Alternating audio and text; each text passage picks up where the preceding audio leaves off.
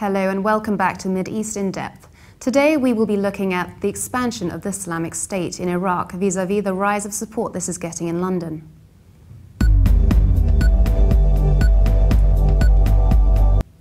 Beirut-based Fernande Van Tetz writes in The Independent an article on Christians from the Iraqi town of Karakosh, fleeing today after this largest Christian town was taken by fighters from the Islamic State on Wednesday night. The town had previously been a safe haven for those fleeing Mosul and for those hoping Christianity had a future in the country, a local resident said. Before we thought we could stay, but now there is no way Christians can go back to Iraq. The town had been cut off from water and electricity ever since ISIS took Mosul. Food had been hard to come by and distant shelling constant, but he remained. The writer explains that under ISIS rule, Christians face a stark choice, convert or die, a former resident said. I was given 3 days to decide whether to become a Muslim, pay jizya tax or leave. Adamant that Christians should have to pay no such tax in Iraq and afraid that they might come back later and demand more, Mr. Tuma chose to leave for Lebanon. An ISIS-issued ultimatum to Christians remaining in Mosul expired on 19th July. Houses belonging to Christians were daubed with the letter N, short for Nazarene. Properties were confiscated and given to Muslims. Churches are being bombed. All are certain there is no future for them in Iraq. Appealing to the international community, the Pope called on leaders to put an end to the humanitarian drama underway, adopt measures to protect those who are threatened by violence and assure them necessary aid, especially urgent for those who are homeless and depend on the solidarity of others. Meanwhile, in London, a flag associated with the ISIS and similar jihadi organizations is being flown high. The Guardian and other newspapers have reported on the matter. A black flag with white Arabic writing similar to those flown by jihadist groups was flying at the entrance of an East London housing estate near London's Canary Wharf.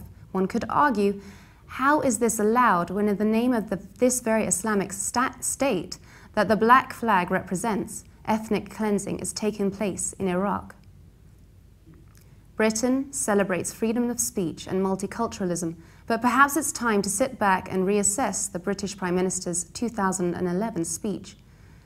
David Cameron had been accused of playing into the hands of right-wing extremists as he delivered a controversial speech on the failings of multiculturalism within hours of one of the biggest anti-Islam rallies ever staged in Britain.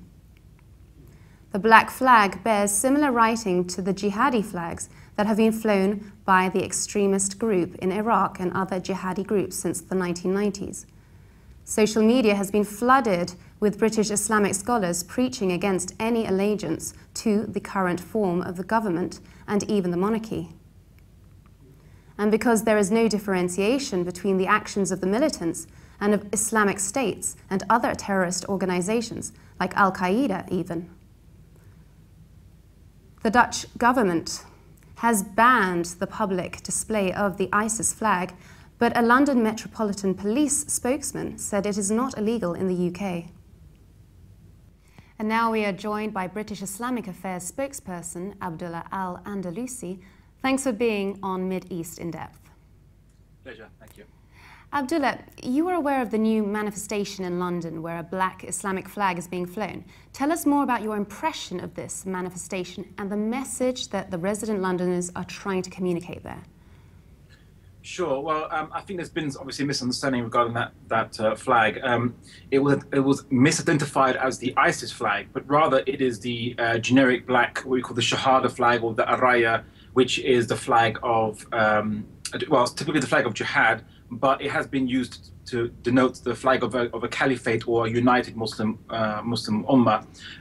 Some opinions say that basically only the caliph can have the white flag, but there's a white flag with a black writing, which is the caliphate flag, so only the caliph can have that, so Muslims in the meantime have a black flag. So I think what was trying to be conveyed in that, from what I could see, was a united Muslim world, a united Muslim community, and with the Gaza flag in close proximity was basically trying to connect that, you know, the issue of Gaza to the issue of unity of the Muslim world, and I think that was trying to be conveyed.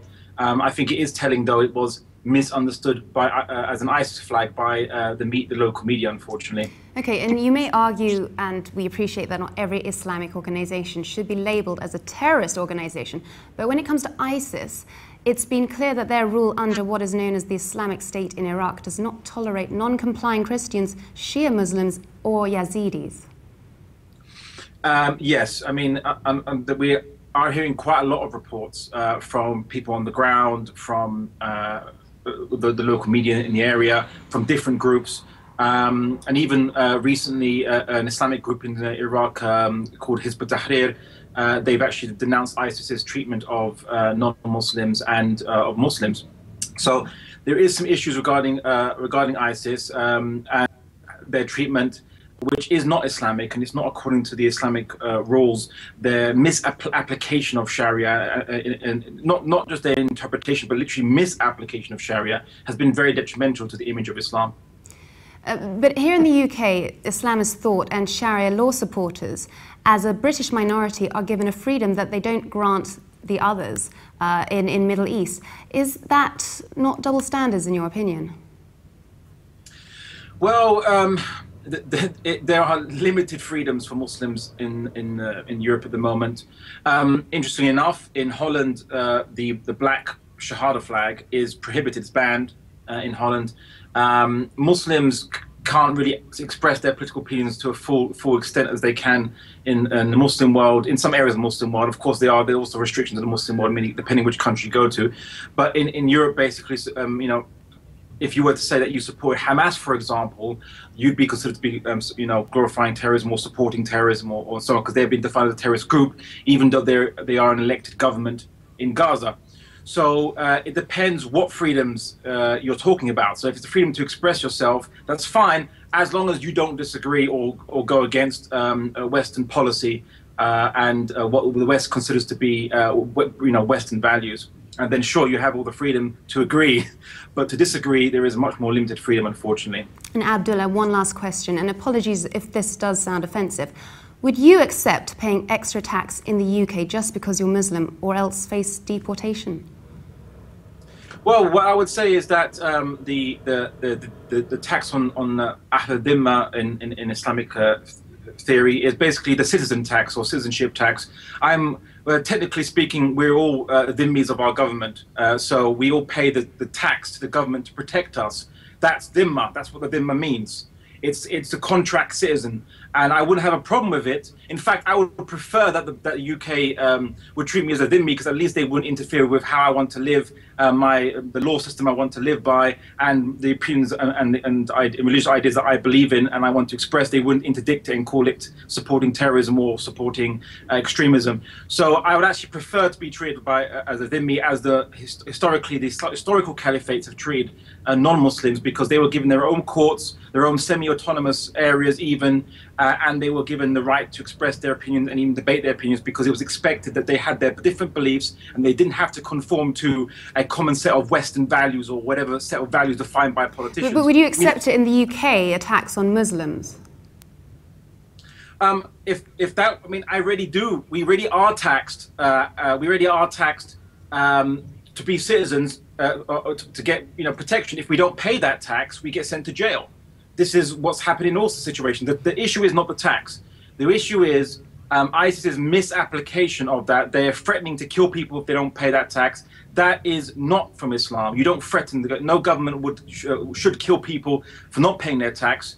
But the fact that we all pay tax all around the world, to our governments for protection, that's a universal fact.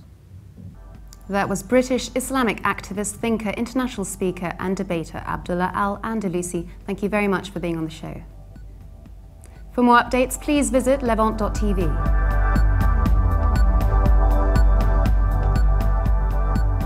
And subscribe to Mid-East In Depth on iTunes. Thanks for watching, and bye for now.